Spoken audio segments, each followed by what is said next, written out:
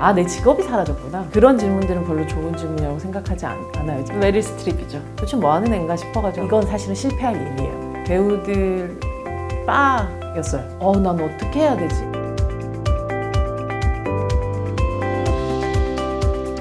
저는 배우연구소 소장 백은하입니다. 시네21 취재기자를 시작으로 매거진티 편집장, 테나시아 편집장, 경향신문을 잠시 거쳐서 올레TV에서 무비스타 소셜클럽이라는 프로그램을 진행을 하고 2년 전에 배우연구소를 차리고 지금은 백은하 배우연구소 소장으로 지내고 있습니다. 거의 매 순간인 것 같아요. 송강호, 최민식, 설경구, 김혜수, 전도연, 지금도 여전히 대한민국에 이끌고 있는 그런 배우들을 시작 전부터 만났었고 그분들의 한마디 한마디가 주었던 깨달음 같은 것들이 있었던 게 모든 배우들이 다 다르다는 거였어요. 제가 하고 있는 일을 매뉴얼화 시키고 싶지만 매뉴얼화 되지 않는구나. 그런 식으로 배우들을 만날 때마다 늘 새롭게 듣게 되는 일들이 있는 것들, 모든 배우들이 놀라워요. 그 사람의 얘기를 잘 들으려는 게 가장 큰 것 같고요. 앞에 있는 인터뷰를 정말 깜짝 놀라게 할 만큼 특급 질문을 준비해가진 않아요. 오히려 그런 질문이라는 것은 인터뷰하는 사람을 돋보이게만 만드는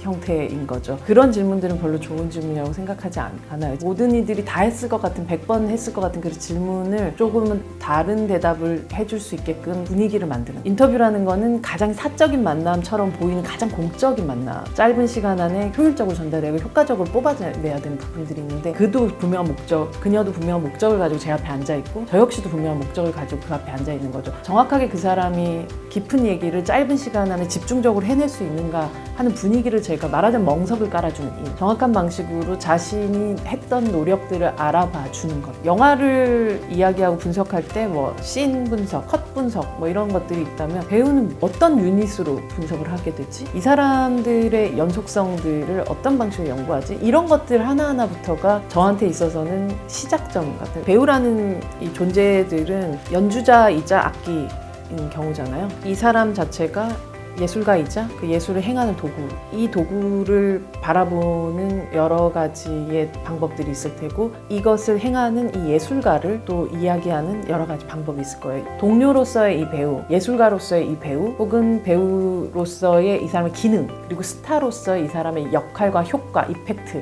같은 것들이 다각도로 접근되었을 때 하나의 배우를 바라보는 초상이 만들어지는 것 같아요. 이건 사실은 실패할 일이에요. 하지만 적어도 한 배우에 대해서는 계속 그렇게 하다 보면 제가 죽기 전에는 하나의 초상 정도 만들어지지 않을까? 메릴 스트립이죠. 배우로서도 여성으로서도 롤모델이라는 것이 없이 살아왔었던 대한민국의 여성이라면 저기에 있네 라고 생각하는 그런 사람인 것 같아요. 메소드 배우가 정말 말 그대로 기세등등하게 살아있었던 시기, 더스틴 호프만과 로버트 드니로와 알파치노의 시대. 메릴 스트립이라는 사람은 말하자면 메소드의 힘을 빌리지 않고 유유하게 통과해왔던 사람인 것 같아요. 흔히 얘기하는 헐리우드 스타적인 방식으로 낭비하지도 않고 나는 너네들하고 다른 예일 드라마 스쿨 출신 엘리트야 라는 식으로 뽐내지도 않으면서 동시대랑 계속 호흡하면서 배우로서도 여성으로서도 예술가로서도 업그레이드 시키고 산업적으로도 점점 개런티가 올라가는 사람.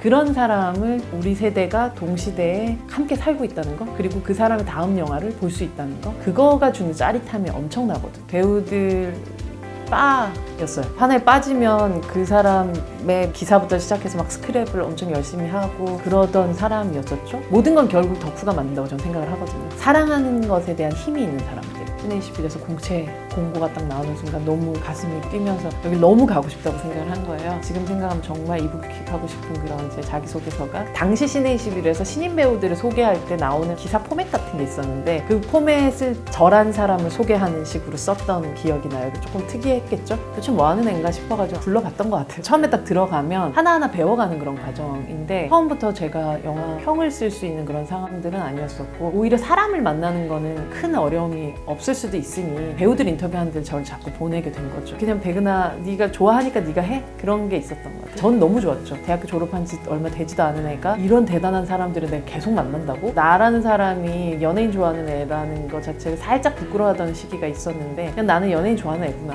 라는 걸 알게 됐죠. 그렇다면 내가 사랑하는 존재들이 어떤 사람들인지 제대로 알려주고 싶다는 생각 같은 것들을 좀 받았던 것 같아요. 현장에서 더 많이 배우들을 만나고 취재를 하고 해야 되는 그 시기에 제가 데스크를 보게 됐단 말이죠. 쉽게 얘기하자면 편집장이 돼야 됐던 게 30대 초반인 거예요. 그걸 한 5년을 넘게 하고 나서 내가 뭔가를 했어야 되는 시기에 누군가의 글을 보고 잡지의 방향을 고민하고 얘네들의 밥값을 생각해야 되는 그런 시기가 되다 보니까 편집장이라는 타이틀을 딱 놓았을 때 정년 퇴직하신 아버님 같은 마음이었었어요. 제 인생 어떻게 살아야 되지라는 생각이 들 정도였어요. 세상엔 나를 취직시켜줄 회사는 없을 것 같은 거예요.